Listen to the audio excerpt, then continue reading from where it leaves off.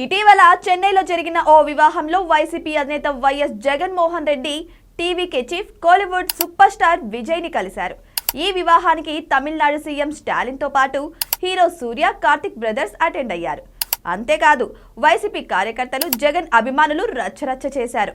ఇక తమిళనాట తమ అభిమాన నేత క్రేజ్ వేరని ఆయనకు ఓ స్థాయిలో జాకీలు వేశారు. విజయ్ తో జగన్ కి మంచి అనుబంధం ఉందని హడావిడి చేశారు. నెలన్నరకే సీన్ మారిపోయింది. టీవీకి అధినేత విజయ్ రూట్ మార్చారు. Janasena supreme, AP deputy CM Pawan Kalyan తో టచ్ లోకి వచ్చారని తెలుస్తోంది. తమిళనాడులో త్వరలోనే ఎన్నికలు జరగనున్నాయి. పాత మిత్రులు డిఎంకే, కాంగ్రెస్ కలిసి పోటీ చేస్తున్నాయి. ఈ అలయన్స్ కి పోటీగా ఏఐడిఎంకే తో బీజేపీ జట్టు కట్టింది. ఈ రెండింటితో సంబంధం లేకుండా సోలోగా బరిలోకి దిగాలని విజయ్ భావిస్తున్నాడనే ప్రచారం జరుగుతుంది.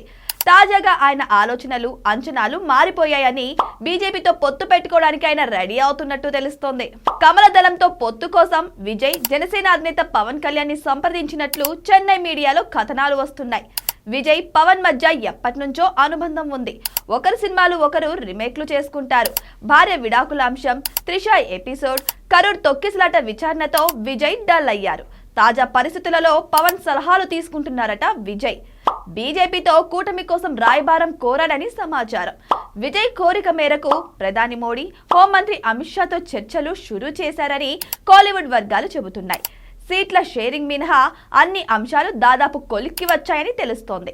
పవన్ రాయబారంతో విజయ్ ఖుషిగా ఉన్నాడట. ఈ పరిణామాలు ఎలా ఉన్నా విజయ్ ఎన్డీఏ కూటమితో టచ్ లోకి వెళ్లాడని జగన్ అభిమానులు జీర్ణించుకోలేకపోతున్నారు.